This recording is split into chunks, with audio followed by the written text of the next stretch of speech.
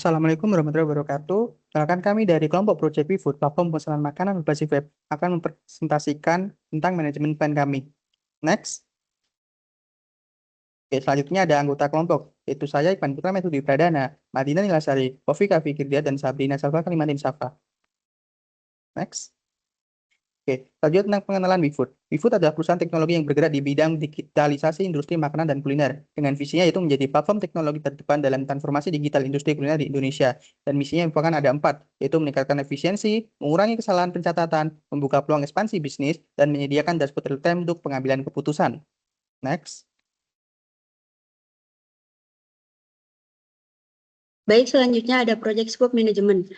Di pengembangan aplikasi WeFood, kami memiliki 6 fase untuk pengembangan aplikasinya, yaitu ada Initiation and Requirement, yang kedua Planning and Design System, lalu yang ketiga Development Front End, yang keempat Development Back End, yang kelima ada Testing dan Debugging, dan yang terakhir ada Deployment and Handover.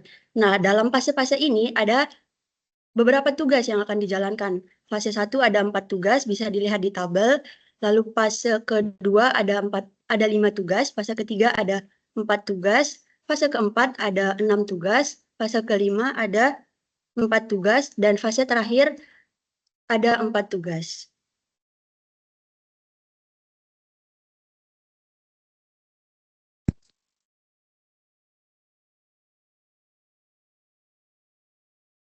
Oke, selanjutnya ada project time. Di sini kami akan membagi waktu pengerjaan proyeknya selama 4 minggu. Itu pada week 13 itu project cutter, week 14 itu melakukan planning, dan desain dilakukan pada week 15, serta presentasi yang akan dilakukan pada week 16.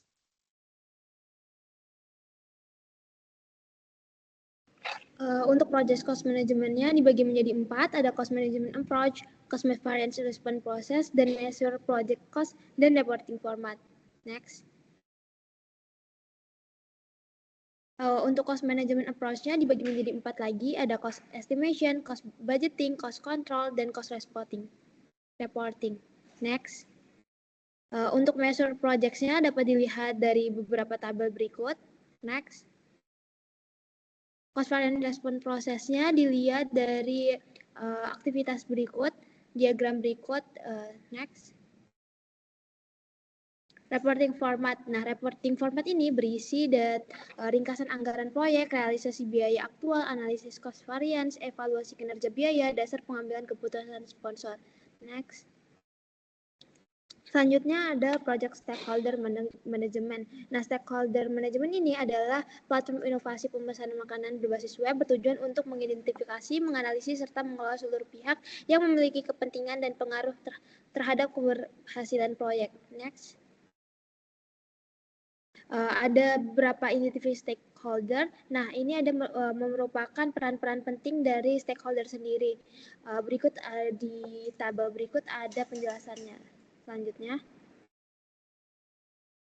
untuk case stakeholder-nya ada 6, ada project sponsor, project manager, pengguna, tim pengembang, UMKM kuliner, admin system. Next. Project stakeholder management dibagi menjadi 5 lagi, ada quality management approach, quality assurance, quality control, quality assurance, dan quality control measurements. Next. Untuk project quality manajemennya adalah memastikan bahwa seluruh hasil proyek memenuhi standar kualitas yang telah ditetapkan serta sesuai dengan kebutuhan dan ekspektasi dari stakeholder. Next.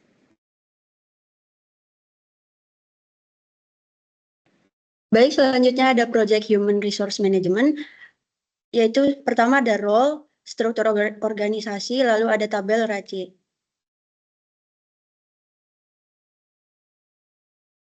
Yang pertama ada role dan jumlah.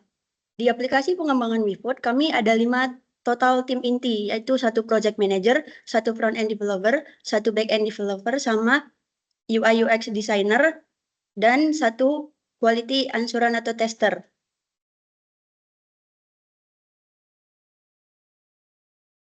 Selanjutnya ada struktur organisasi. Untuk aplikasi pengembangan ini dipimpin oleh project manager dan ada 4 tim inti lainnya, UI UX designer, front end, back end, dan tester. Lalu ada tabel RACI untuk pembagian tugasnya. Bisa dilihat dari tabel bahwa project manager memegang atau bertanggung jawab atas semua keberlangsungan project dari awal sampai akhir. Bisa dilihat dari 4 kode, yaitu ada R, pihak yang secara langsung melaksanakan dan menyelesaikan suatu aktivitas atau pekerjaannya, dan kode A untuk pihak yang bertanggung jawab penuh atas hasil akhir aktivitas. Kode C untuk pihak yang dilibatkan untuk memberikan masukan atau pertimbangan sebelum aktivitas dilakukan. Yang terakhir, kode I untuk pihak yang perlu mendapatkan informasi terkait perkembangan atau hasil aktivitas. Terlihat dari tabel sudah ada pembagian untuk setiap tugas setiap timnya.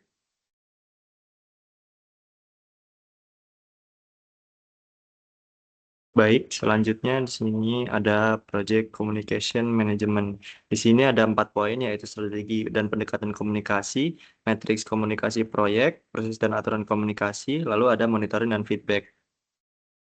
Next. Selanjutnya ada strategi dan pendekatan komunikasi. Di sini adalah rencana komunikasi yang diberikan. Lalu juga ada saluran komunikasi utama dalam proyeknya. Juga ada 4 poin yang disampaikan. Next. Nah, di sini ada matriks dari komunikasi proyek. Yang pertama ada stakeholder-nya, informasi yang terima, format atau channel, frekuensi, lalu penanggung jawabnya. Di sini tertera penanggung jawabnya diketuai oleh project manager dan berikut stakeholder-nya ada eksekutif, departemen sponsor, dosen pembimbing, tim proyek, restoran atau UMKM mitra, admin WeFood, lalu pengguna akhir atau customer itu sendiri. Next. Selanjutnya ada proses dan aturan komunikasi. Jadi setiap komunikasi penting ini ada 3 poinnya. Di situ tertera bahwa selanjutnya dokumentasi komunikasi ini ada 3 juga. Lalu isu dan resiko yang bersifat eskalatif dikomunikasikan melalui jalur eskalasi yang jelas. Seperti yang tertera dari tim proyek, project manager, sponsor, dan lain-lainnya. Next. Lalu untuk monitoring ini kita memiliki efektivitas komunikasi yang dipantau dengan evaluasi singkat dan mekanisme umpan balik. Next. Lalu selanjutnya ada project risk management. Di sini kita ada 7 poin. Yang pertama dari register, risk management approach, top 3 risk identification, risk qualification and prioritization, risk monitoring, risk mitigation and avoidance. Next. Di sini terdapat tabel yang berisi tentang risk register. Jadi tabel ini berisi tentang seberapa tinggi dari resiko-resiko yang akan terjadi ke depannya. Jadi sebelum melakukan proyek ini kita harus melakukan yang namanya identifikasi resiko. Disinilah letak identifikasi resiko itu dimasukkan. Next. Di sini ada risk management approach. Dan di sini ada 2 poin, yaitu ada tahapan manajemen resiko, lalu ada risk register yang memuat informasi yang ada di tabel sebelumnya. Next. Nah, ini untuk top 3 risk dari identifikasi resiko. Jadi yang tertinggi ada 3, yaitu keterlambatan pengembangan, bug kritis pemesanan, dan kebocoran data. Next. Nah, sempat di awal bilang identifikasi resiko di sini dilakukan melalui brainstorming dengan project manager, lalu review dokumen dengan project partner. Next. Terus ada poin risk qualification and prioritization. Jadi ini untuk menilai seberapa resikonya dinilai secara kualitatif, yaitu dengan ada 3 poin yang tertera. Next. Lanjut, untuk monitoring resiko ini dilakukan melalui update risk register dan penggunaan indikator. Next. Selanjutnya yang terakhir ada risk mitigation and avoidance. Di sini ada pada bug kritis pada proses pemesanan, juga ada mitigasi dan avoidance-nya sendiri. Next. Ada keterlambatan pengembangan fitur inti, dijelaskan juga mitigasi dan avoidance-nya. Next. Keamanan data, pelanggan, dan admin, juga ada mitigasi dan avoidance-nya. Jadi 3 itu adalah top 3 risk yang akan kita lakukan. Selanjutnya. Oke, pada selanjutnya ada Procurement Management Project. Di sini ada 4 poin, yaitu Procurement Objective and Scope, Procurement Item and Method, Vendor Criteria and Contract Type, Roles Monitoring, dan Closure. Next. Nah, pada project procurement management ini ada scope dan objektif. Pada objektifnya ada terdapat 3 poin, yaitu support system, ensure availability, dan control cost. Dan scope-nya dibagi menjadi 2, yaitu in scope dan out scope. Next. Nah, lalu pada procurement item and method, di sini terlihat ada tabel, itu ada pengadaannya, ada domain, hosting, cloud database, framework, tools, dan tool testing. Metode procurement metodenya itu yang dipilih itu metode direct selection, dipilih karena fleksibel, cepat, dan sesuai dengan keterbatasan anggaran proyek. Next. Lalu pada selanjutnya ada vendor kriteria dan contract type. Pada vendor selection kriteria ada cost efficiency, system reliability, data security, technical dokumentasi, dan community. Kontrak yang digunakan bersifat subscription dan mengikuti TOS karena proyek ini non-komersial, yaitu dengan kontrak type-nya ada subscription based contract, standard term of service, dan no long term physical contract. Next. Lalu pada selanjutnya ada role monitoring and closure. Di sini ada role-nya, yaitu ada 4, yaitu project manager, developer team, admin finance, dan vendor dengan tanggung jawabnya masing-masing. Next. Oke, mungkin cukup sekian presentasi dari kelompok kami. Selanjutnya yaitu akan dilanjutkan dengan mockup. Mungkin yang bertugas bisa segera menampilkan share screen-nya.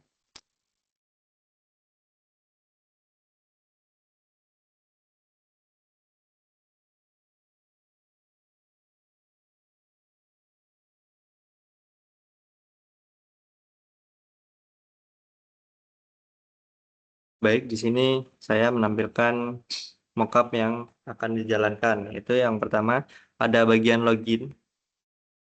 Jadi ini login untuk memulai aplikasinya atau webnya. Lalu di sini kita mulai sebagai customer. Lanjut, di sini kita ada untuk pemilihan menunya. Lalu masukkan keranjang. Setelah kita masuk keranjang, ini kita check out. Nah, setelah pesanan berhasil dibuat, kita akan masuk ke riwayat. Nah, di sini sudah tertera bahwa makanan ini pesan sudah masuk ke dalam UMKM. Nah, untuk lacak pesanan kita juga bisa melihat pesanan ini sudah diterima, dikonfirmasi, atau sedang dilakukan prosesnya. Lanjut, kita ke bagian UMKM. Lalu, untuk UMKM ini sendiri, itu bisa menambahkan menu dan lain-lainnya, dan juga bisa mengkonfirmasi menu yang telah dipesan oleh customer seperti pending, diterima, diproses, siap diambil, dan selesai. Di sini ada menu, tambah menu seperti tambah menu pada umumnya. Di sini ada edit, pengurangan, dan penambahan menu.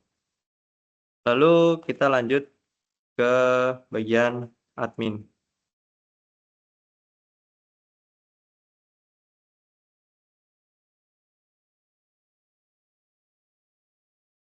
Untuk admin ada 3, yaitu kelola user, kelola UMKM, dan monitoring. Yang pertama ada dashboardnya, jadi terlihat total pesanan, total UMKM, dan total customer yang telah pesan. Di sini terlihat bahwa daftar usernya terdaftar, kita bisa menonaktifkan dan mereset password dari customer. Selanjutnya ada kelola UMKM. Di sini kita bisa menyetujui dan setuju verifikasi dan menolak bagian yang UMKM akan menambahkan menu. Jadi sebelum masuk ke dalam list customer, kita harus yang bagian admin menyetujui dan verifikasi. Dan di sini juga bisa memblokir dari menu-menu yang telah ada. Lanjut ke monitoring. Di sini ada pesanan terkini atau pesanan yang sedang dilakukan hari ini. Lalu untuk statistik sistem, di sini ada ringkasan dari semua pesanan yang telah dipesan oleh customer. Mungkin saja untuk mockup, kita kembalikan ke Ikhwan. Oke, baik. Kurang lebih begitu untuk project management plan kita dan mockup-nya. Kami ucapkan terima kasih. Kami tutup. Wassalamualaikum warahmatullahi wabarakatuh.